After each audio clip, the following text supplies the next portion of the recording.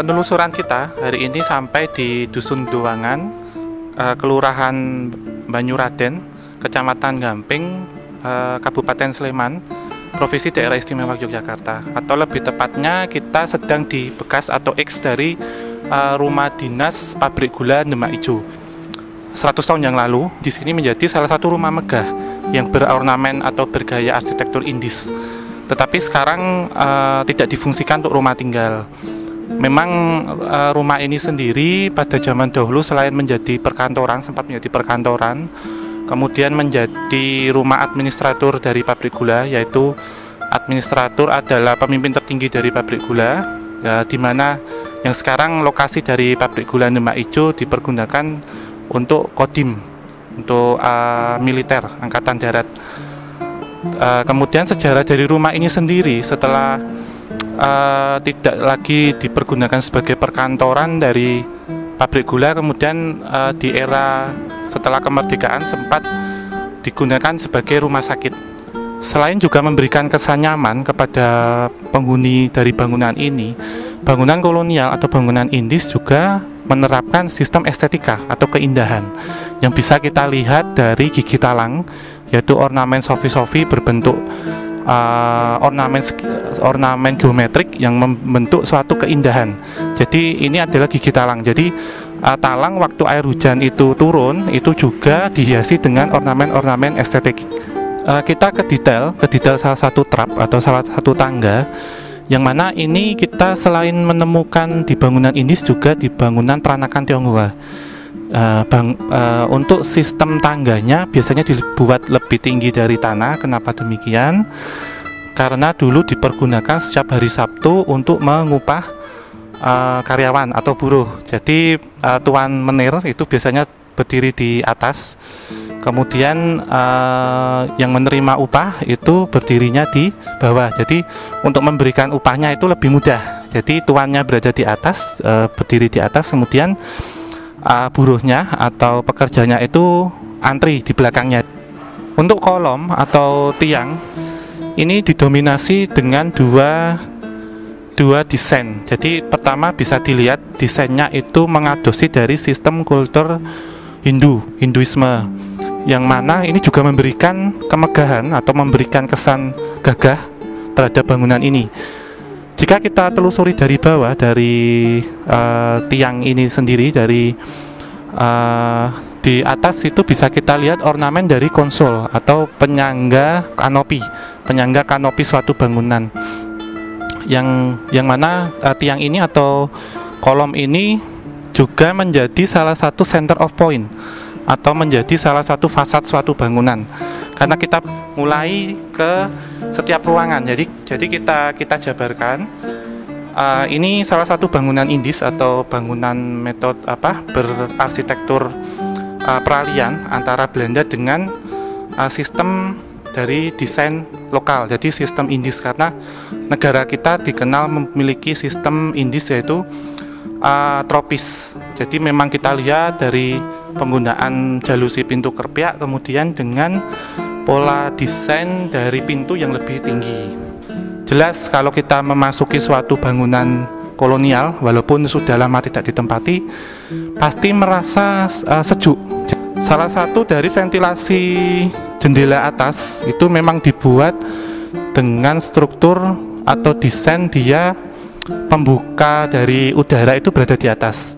Itu ditujukan pertama untuk membagi atau membiaskan sinar surya atau sinar matahari yang masuk ke dalam elemen bangunan itu agar terpancar sempurna. Jadi waktu siang tidak diperlukan banyak penerangan, yaitu lampu. Jadi lebih safe dalam penggunaan listrik yang pertama. Kemudian yang kedua itu untuk memecah debu.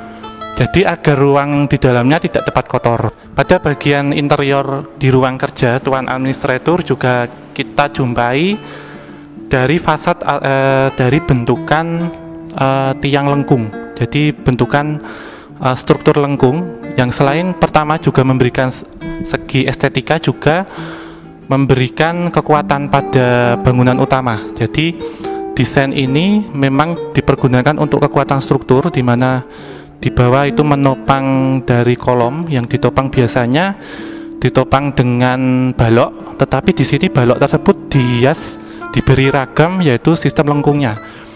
Jadi kekuatan struktur berada pada tengah itu menopang dari atap dan trap. Yang tempat kita yang keempat, setelah tadi kita menelusuri dari depan, ini adalah terakhir atau posisi paling belakang, yang mana di belakang dari ruang atau kamar anak tadi kita jumpai adalah selasar belakang atau teras belakang.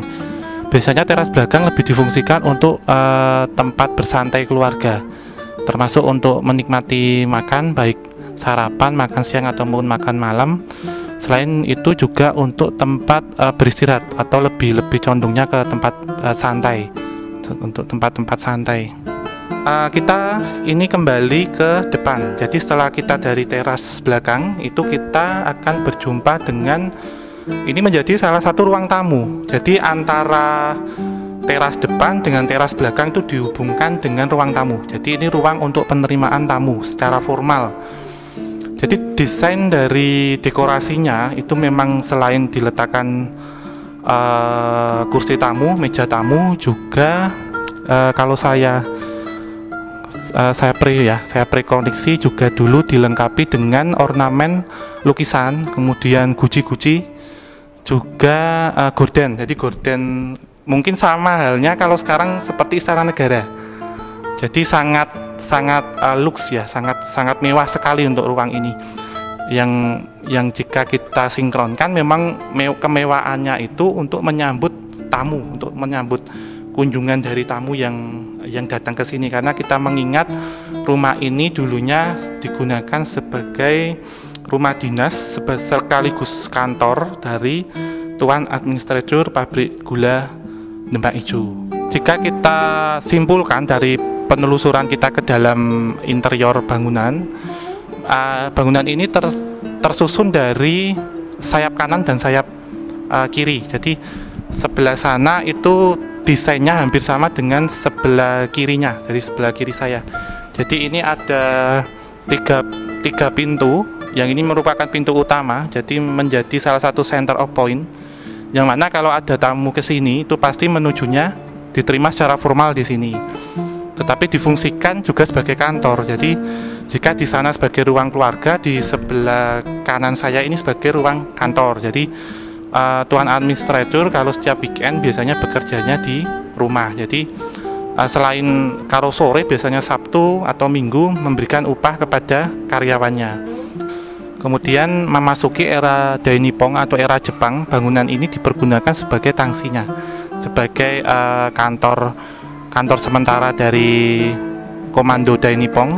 Kemudian dipergunakan untuk rumah sakit atau balai pengobatan. Sejak saat itu memang bangunan ini sendiri atau rumah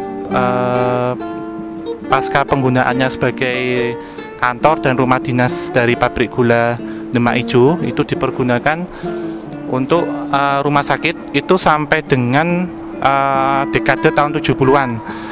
Selain rumah bergaya Indis Belanda ini, juga kami tadi sempat menelusuri yaitu ke Sendang, atau untuk yang setelah kita investigasi, setelah tadi kita telusuri, dulunya itu untuk pemandian, untuk pasiraman di era Hamengkubuwono ke-7 sampai dengan Hamengkubuwono ke-9.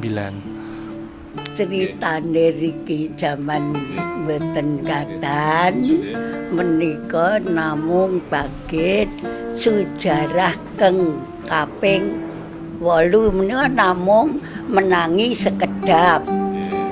Sak menika turun kaping 9 menika kula tasih diparingi wilujeng dumugi sepriki nderek kalian Gusti Allah tasih diparingi panjang yuswa.